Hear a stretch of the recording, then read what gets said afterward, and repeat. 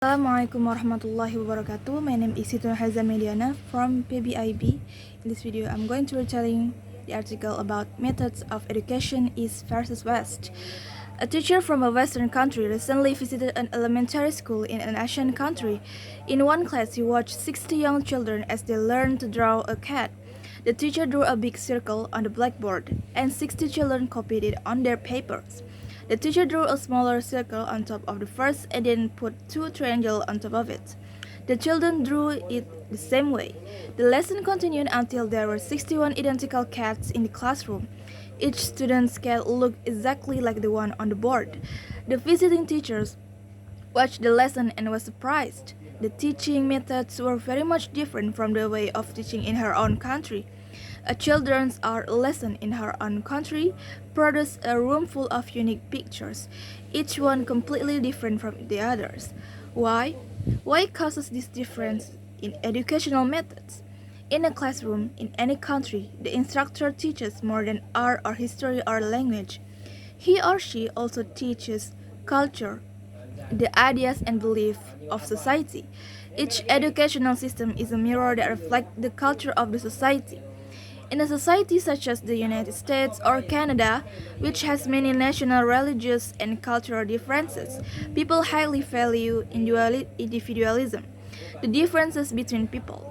Teachers place a lot of importance on the qualities that make each student special. The educational system in this country shows the values. Students do not memorize information.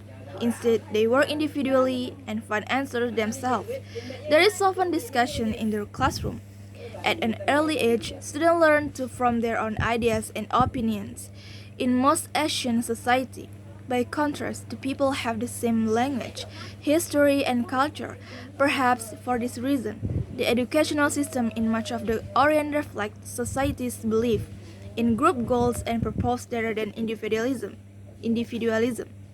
Children in China, Japan, and Korea often work together and help each other on assignments. In the classroom, the teaching methods are often very formal. The teacher lectures and the student listen.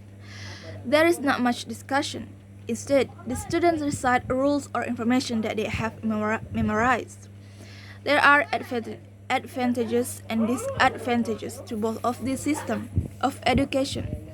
For example, one advantage to the system in Japan is that students that learn much more math and science than American students learn by the end of high school. They also study more hours each day and more days each year than North Americans do. The system is difficult, but it prepares students for a society that values discipline and self-control.